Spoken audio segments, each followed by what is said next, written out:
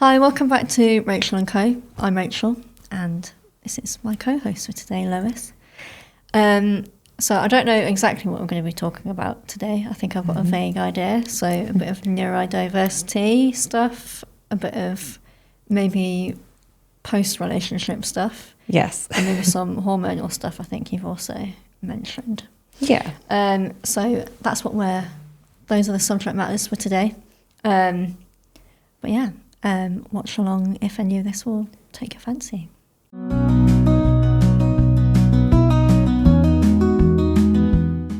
Thank you for being here. Thank you for having me. Gosh. How are you? I'm okay. Currently going through long-term breakup, so struggling a little bit. Was my decision, definitely the right decision. But I think sometimes when you've been with someone, and I'm sure people can relate, sometimes there's not been something that's happened for you to break up. You've both realised that you probably shouldn't be together anymore, but it doesn't make it any easier. Yeah. But then, of course, there's always things that happen along the way. So I'm just struggling with processing. 1 minute I feel okay, the next minute I don't feel okay. Of course, the hormonal side of things, especially for a woman, things keep changing. And I 1 minute think that I'm doing really, really well here. And then the next, I just feel like my whole world is falling apart and the carpet's been pulled from underneath my feet. So I think it would just be beneficial to understand how to cope with those moments. And again, the neurodiverse side of things, that's a very recent thing for me personally. I'm sure others can relate. And being diagnosed with combined ADHD and autism, the emotional dysregulation is tough, and then dealing with such a big life change, that's also difficult. So yeah, any advice you have, I'd be really grateful. There's a lot going on. There's a lot going on right now. I think what you're describing is so normal though, like just because your relationship was a very long time. It was 10 years, wasn't it? 10 years, yeah. So it's such a long time to be with someone that you have a lot of comfort with them. And you have your own rhythms with them, and they're what makes you feel safe. And then when that's not there, then it's really weird.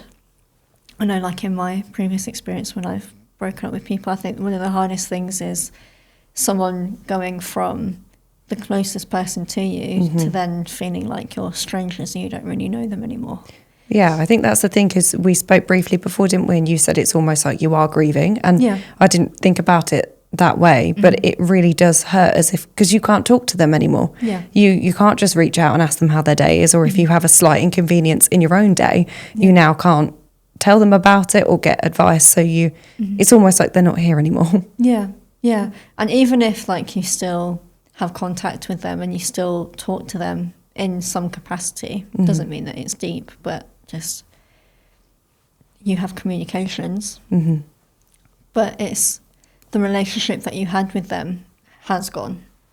And like you said, that's one of the really hard things. And then when you throw in neurodiversity and trying to regulate on top of that, it can feel even harder.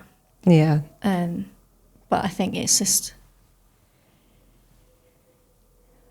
thinking about the things that make you feel good about yourself and make you feel like that are just yours. They're not shared necessarily with them. I think that's also one of the hardest parts, is you see reminders of them everywhere. Yes. But it's trying to find yourself again, like who you are as a complete individual. And I think sometimes that's hard to focus on, because being quite an empathetic individual as well, and knowing it was my decision, it makes me feel a lot of guilt. And I know they're going through a lot themselves, not just with the breakup, with other things that have happened, personal developments. And I am feeling very guilty because I'm not there for them. And I normally would be the person to help them through that. And I think now I'm thinking more so of them and how they're doing. And then that's making me worry, and it's making me want to reach out. But I'm trying to respect their personal healing and not reach out.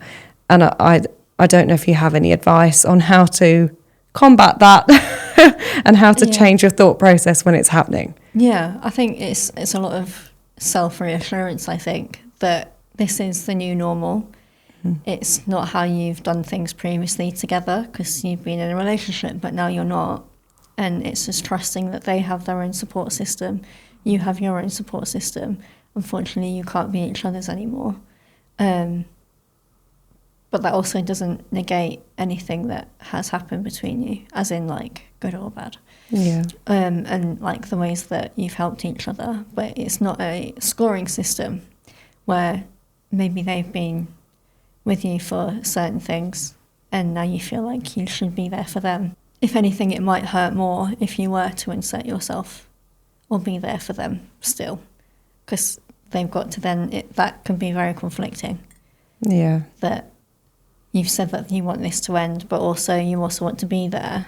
So it's like you've got to pick one or the other. So you just got to reassure yourself that you can't be that person anymore. Yeah. But and that's hard. Yeah, and this is the thing. I think when you're in a logical state of mind, it's easy to remind yourself of that. But then when you throw in the hormonal shifts as a woman and you're feeling quite low and you're emotionally heightened, that's when the spiraling tends to happen. And I get stuck in a loop. And then it doesn't matter what I'm doing, whether I'm at work or with other people, all I can think about is that one thing. And I try and distract myself. I try and do breathing exercises. I'm trying everything. But I can't seem to get out of that loop of thinking about that particular thing at that time. Yeah. So it's tough. Yeah, it is tough. And I think it's, unfortunately, these things are very individual to each person. So how you get out of that is, you've got to figure that out. Yeah, that's the hardest part, isn't it? Having to, you know that no one else can help you and you do have to figure it out yourself. But getting there is tough. It's hard. Yeah.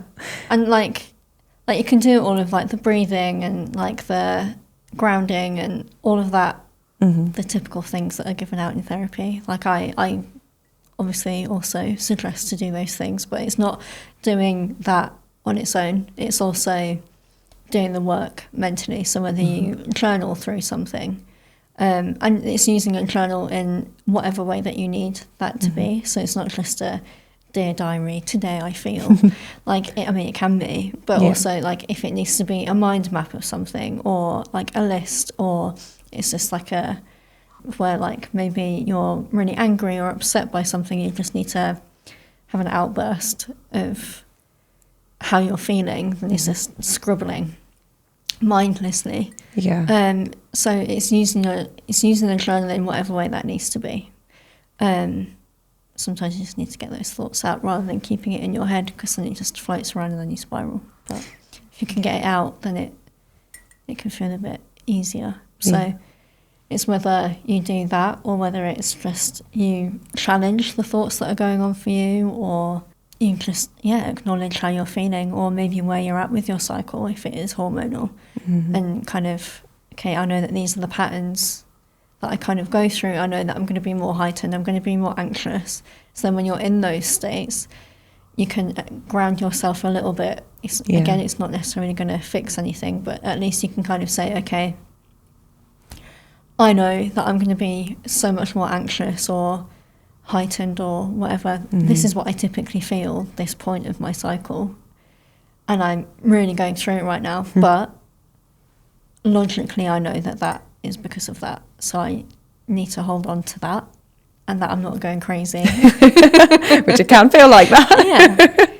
But it's just that kind of reassurance that can just help to make things a little less. I think that self-understanding is a massive thing, because before I understood that the week before that time of the month literally caused me to feel like I wasn't in control of my own body. I say the devil's entered my body this week. That's what I say to myself, because then it's that disassociation with, it's not me. It's not me. I know that it's not me. And being self-aware enough, that has helped. Like you say, is a perfect way of saying it. It doesn't fix anything. So it doesn't make it any easier, but you do have that self-awareness that, okay, this is not going to last forever. This is just a week of your life. You knew it was coming. You've sort of been able to prepare for it because you know it's coming, and it will pass. And there is some comfort with that. But riding the wave sometimes... It's hard. It's tough. Yeah. But also, I think it can also help with if you're if you feel certain strong emotions, that you maybe become more impulsive, or like want to, like you feel like you have to do certain things. Yes. If you know that you're in that phase and you know that it's going to pass, then it's like, I just need to give myself a week. Whether I need to sit on my hands. Yes. Yeah. Like whether I need to just not look at something, or like just need to completely avoid a thing until this passes, so that I give it like a couple of days or a week when I know that I'm out of this phase, and then I can rationally be like, because if in a week's time it still makes sense to do that thing, then do that thing. Yeah. But if you're in this heightened state and you really want to do something, and you're like, okay, is this rational? Yes. Maybe I don't know if it's rational right now, so maybe I should just not do it. Give it some time. At least give it overnight. This is the thing, that impulsivity I struggle with massively. And it's something that, again, after being with someone for 10 years, if you did feel a certain way, you could just reach out and you would get all of your emotions out, even if you're not with them, in a text, in a day. And you'd say, I'm going through this has happened. And you'd have that reassurance. And you don't realise just how much of a comfort they are until they're not there anymore, and you do take it for granted. So then it's learning how in those moments, how to deal with it and what to do. And obviously it does take time. But I think sometimes when you realise that you're on your own now, you're not all on your own, but when you're on your own and that comfort blanket has been taken away, you do have a moment where you're like, oh, how do I've for 10 years, I've not had to deal with this on my own. How do I now do this? And it's hard because you think, oh, I've got to figure this out now. So I know it'll take time, but you are right. I need to sit on my hands, do something, because it would be so easy to just message and say, I really need you, but that's not helping their healing process or yours or mine. Yeah. And I need to remind myself of that, I think. But like we said, like it is such a difficult time, and that phase going from this whole phase of transitioning away from that relationship and finding your own way, it is really hard because you're having to learn new skills, and it is tough, but then it's worth it in the end, because and also it can be really exciting too, because maybe you'll get to do things that maybe you couldn't have done before. You can get a sense of empowerment if you've relied on other people, and then you're finding your own way of dealing with something, or it can also help to nurture other relationships that you've got in your life, like other friendships or whatever's happening. So it can be a really nice thing. Yeah. So it's reminding yourself that it doesn't have to be. There's parts of it that are horrible, but not all of it has to feel that bad. And again, that goes back to when you're thinking logically, you can be more positive and you can picture what your life now can be. And at that point, you can focus on, okay, these are the reasons why the relationship ended, and this is why I'm moving forwards. But I think sometimes, especially when you're at that low, it's very easy to reminisce on the good times. And then it makes you think, okay, so I know this was the right decision, but why can't I stop thinking about all of the good times? And I know it's just the process, but sometimes when you're in that space, it can be it hurts because you're thinking of all those good times and you think, oh, well, I missed that now. So but then it's also balancing that out with the reality of why things ended. Because it ended for a reason. Of course. Again, I am definitely guilty of doing that. Like with my breakups, like I would look at all the good times and be like, oh, I really missed that and I want that back. Like what? But then you have to just check yourself and be like, it ended because of this reason. It ended because like we weren't compatible. Like you said at the beginning, like it wasn't necessarily that anything like drastically happened necessarily, but maybe just the fact that you're not compatible means that you're not going to be able to continue in the way that you want to, and that's not going to change if you go back to them. It's still going to be there. So it's like I say, it's just balancing out. Yes, you can think of the good memories because they're still there and they're still worth something. Being with someone isn't a waste of time. You are right, though. I think when it's your decision, it's easier to then think, have I made the right decision? Even when you know deep down that it was a long time coming, it should have happened a long time ago. It is that it was just a case of we were not compatible. But when you love and care about someone, it then makes things harder because you think, but I still love and care about them. So should I still be there? Yeah. But no, you do have to remind yourself, you weren't compatible. There were reasons why you shouldn't be there. And just because you love and care about them, you can do that from a distance whilst both healing. Yeah. And eventually, I mean, I know everybody has mixed opinions on whether you can ever be friends. I don't know what your thoughts are on that as a therapist, but I don't know. I mean, I don't like not being okay with someone. I don't like when there's animosity. It makes me feel really unsettled if there's an issue between me or if I feel like I've upset someone. So I'm finding it very difficult at the moment if, you know, things are going a little bit sour and I know we're not talking for a reason, but if I think we're not okay, I will spiral with that. And that's what I've been struggling with recently, that if, you know, if the last thing we said to each other wasn't an amicable thing, or there was, you know, some cross words, I can't just let that be. But then that's when I'm like, I would like to message. But then it doesn't resolve anything. Yeah. So I struggle in those moments. Yeah. But I think that kind of goes into maybe other stuff for you, maybe. Yes. I think you might be right. Sometimes people, like I hear it all the time with clients, like I just wish that I hated them, is something that I hear a lot. It's like things have ended amicably and it's fine, and it's just because it's more sad. And quite often they'll say, I wish that I hated them because it would make it feel easier. Yes. Because you've got this very strong emotion of like anger or upset or like, but more steered towards anger. Yeah. Of like, I really don't like this person and like they've treated me so badly and blah, blah, blah. They can come up with so many reasons of why they don't want to be with them. But when it's amicable, like you said, there's still a lot of love there. So then it becomes a bit harder. Yeah. Because it's like, well, I still love you. I mean, you can still hate them and love them at the same time, but you haven't got that really strong feeling. Like the strongest feeling might be that you love them. Even though you know it's not going to work. So then it's like, oh, but maybe we could make it work, or maybe, but then it's like, no, there needs to be a point. And also that's sometimes why maybe something starts off amicable and then someone does something or reacts in a certain way to then create that animosity. Yes.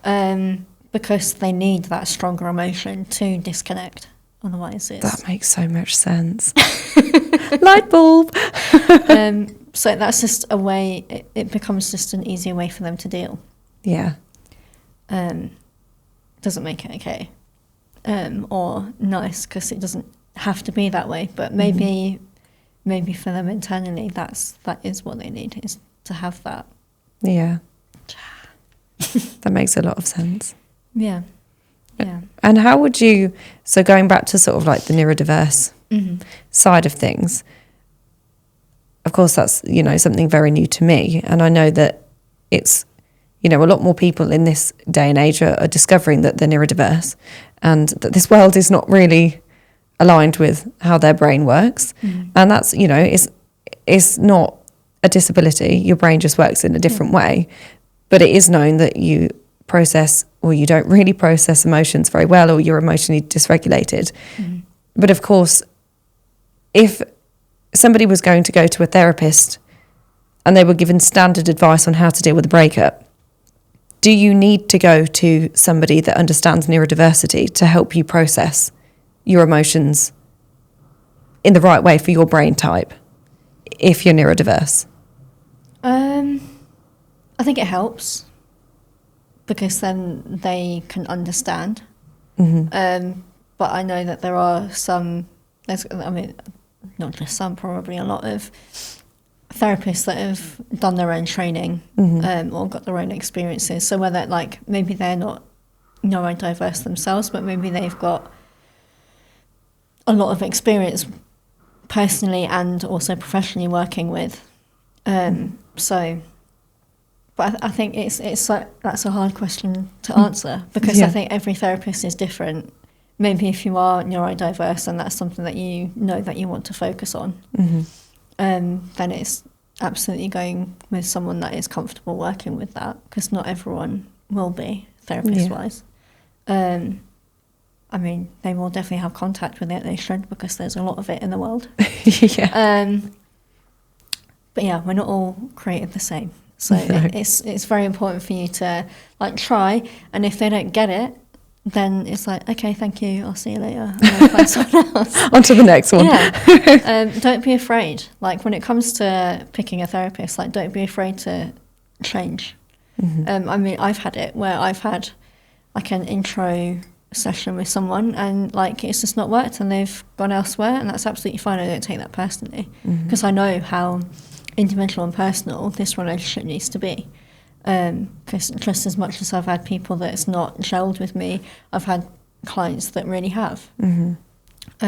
So it's the same for you, or no matter what kind of issues you've got going on, or like the ways that you think or whatever. Like it's just finding that right person. But yeah, I mean, if they are neurodiverse themselves, then they're going to have that first-hand experience, which is probably the best. Yeah, definitely. Best perspective they can come from, because they get it. Yeah. They're wired the same. Absolutely. Therapy is a lot. It's very complex. There's a lot of things that go into it. It's not just you coming into the room with the stuff that you're bringing, but it's also the therapists themselves and the experiences they've had is also going to add to the experience that you have. Yeah, definitely. You definitely don't want a therapist that's not been through anything, because no, that's yeah. That's the thing, it's lived in experience, isn't it? I'm sure obviously, you know, you will go through all of your training to be able to help, but having your own experience, it's going to help when people come to you with certain situations. Yeah. And then you have the sort of the knowledge to be able to say, well, this is how I dealt with it, and this is also my professional knowledge, and then it can obviously go hand in hand. So yeah, because without that any kind of first-hand experience, even if it's not like, I mean, I've worked with all sorts of different things. I've not necessarily been through every situation that they brought me, but maybe I've been through something that kind of touches on something that someone else has been through, or I can at least feel it to some extent. Like I said, even if the exact situation isn't the same. So I think without that, it becomes really hard to really be able to empathise with someone. Yeah, definitely. So, yeah, but like I say, don't be afraid to find the right person for you. Yeah, well, I think I found it, so. Good. Thank you for your advice. You're welcome, but for anyone else out there. Yeah, I recommend.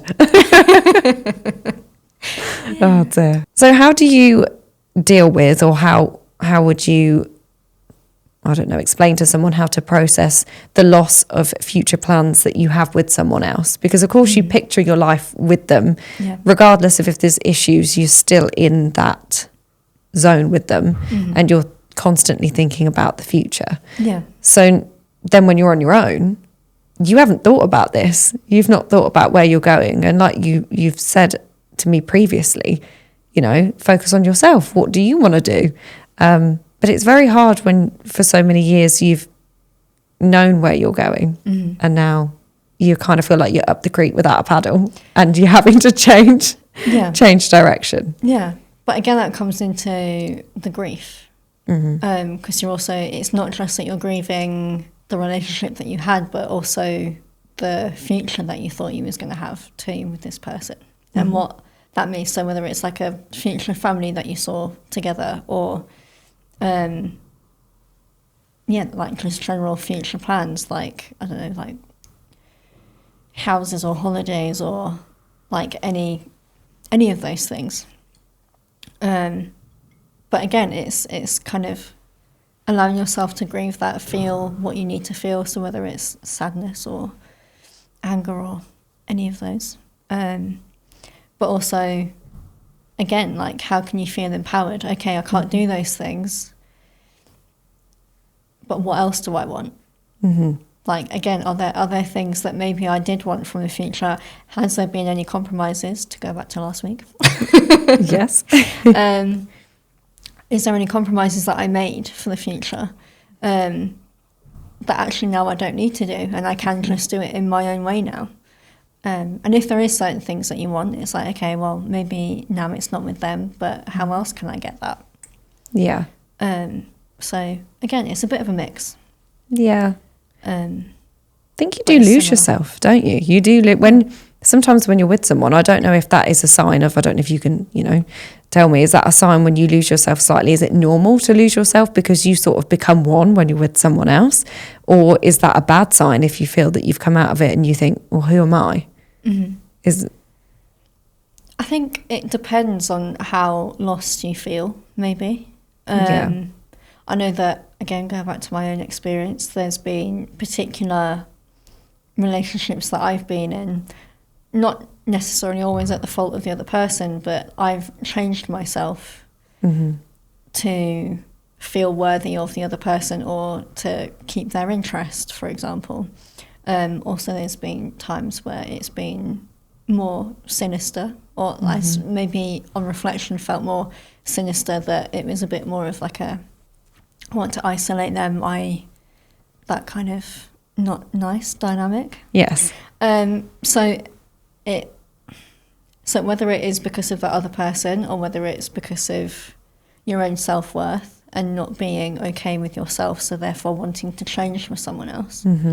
I think a healthy thing is that, again, you compromise. Like, there's going to be things that you are going to do because of your partner, but also there needs to be parts of you that you keep the same. So, like, you have your own interests, you have your own preferences, and your partner will celebrate those things. So, like, we're both very much into country music. Yes. So if that was to change, that would be a red flag. Obviously, if you evolve and end up not liking it naturally, then that's okay. But, like, if this has been a big part of you and then suddenly you're not into that anymore because you're with someone else because they don't like it, then it's like, yeah, you've lost that.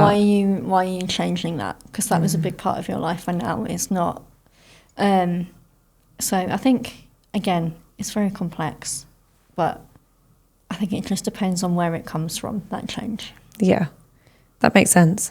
That makes a lot of sense. Yeah, but also, like, again, because you've been together for so long, you are going to grow, and, like, you were together from quite a young age. Yes. So you're going to grow together in a certain way. So this is the first time you being an adult without him. That's the thing, isn't it?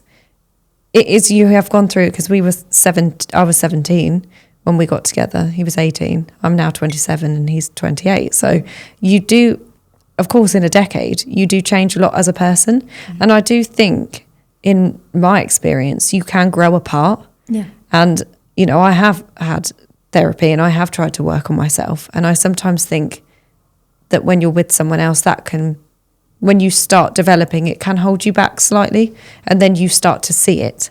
So then you start to realise, okay, maybe this isn't, that's where you start to realise, okay, maybe this isn't right. But yeah, it's strange that you can grow apart from someone, because you would think that if you love them, you'd just want to be with them forever, but it's just not always like that, is it? No, well, life happens, and, like, your preferences and your other experiences also. So, like, I don't know, when you're working, what you're doing, who else you have contact with, what you're interested in on I don't know, through social media or music or films or anything, literally anything. Even like the kind of like spiritual or therapy journey, self-work stuff, like all of that will also go into it. So like a previous relationship, we grew apart because I was on this journey of therapy, becoming a therapist, and he wasn't, and we grew apart because I became very different because we went on the same journey. So that's it. There's things like that can also, doesn't mean that I didn't want to love him, like I did, and both of us wanted to love each other. We thought that we'd be together for a long time, but we weren't. But it wasn't the plan. But it just happens. Yeah. It's the same with same with yours. Like you've grown in different directions, and that's okay. It's sad, but it's okay. Yeah, I will sit with that. I'll hold space for that. Yeah. Holding space is a new thing that I hadn't really heard of, but forgive me, I don't know if I know the full definition, but holding space is giving time without any reactions or responses, or I'm sort of just dealing with what's happening and holding space for that to deal with it. That's right. Yeah. Yeah. It's in the way that I kind of see it, because I know that like the holding space kind of came from, what was it, Ariana Grande? Yes. Yeah, I remember. And that was like what does that even mean? But like for me, I think it is just being present with your feelings and like just, like you said, not reacting, not doing anything with it. It's just being.